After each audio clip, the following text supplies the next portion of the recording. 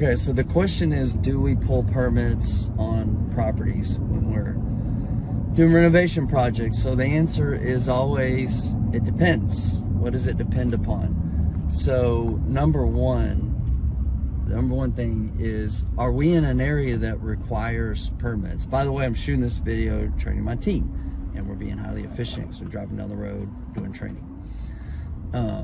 So is the property in an area that requires a permit? Okay, what do I mean by that? So we're going to Liberty, Texas right now. Missouri Street is right smack dab in the middle of the city of Liberty. Okay, so there's a good chance it's in a zone that requires permits. The next question we're going to get to in a minute is the scope of work that we're doing required to have a permit or not, and then we'll make a decision if we're going to do that or not. So number one is, where are you at?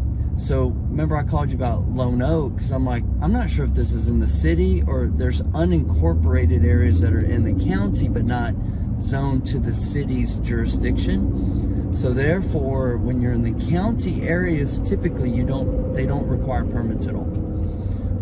Case in point is 811, right? The property we're working on there, it's in the county. Nobody cares, basically. So we don't pull permits. So the first question is it even required? If it's required, then you go step 2 to determine if you're going to do it. So majority of the projects that we do that are basic flip properties, meaning we're painting, we're flooring, you know, probably countertops, appliances, all that kind of stuff, probably a roof, because roofs usually don't actually require a permit. It depends on the city. We don't pull permits on our basic remodels, okay? We almost never do. And you're asking, like, is it worth it to take our chances, get red tag, or do it up front? Properties like that, we'll take our chances. If we're just doing paint and flooring, basic stuff, we're not moving walls, we're not doing addition, which we rarely do anyways, then we're not going to do a permit on it, right? Case in point is like Brighton Lane, Lee Valley. We're not pulling permits on those jobs.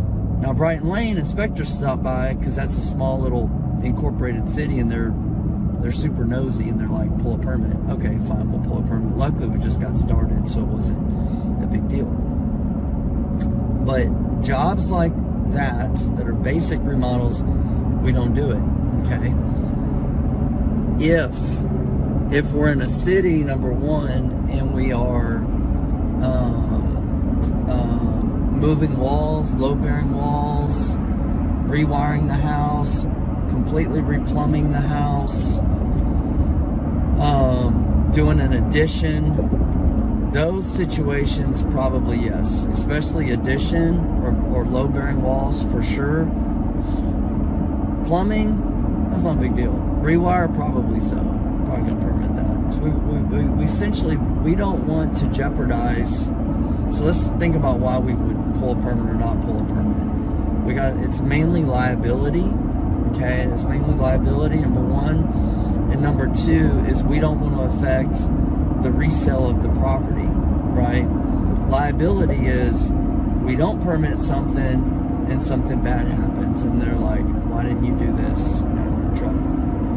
And then number two is like, we go to sell the property, like, well, you did all this work, why didn't you permit it? So those are the things we have to consider, and that's why my answer is it depends.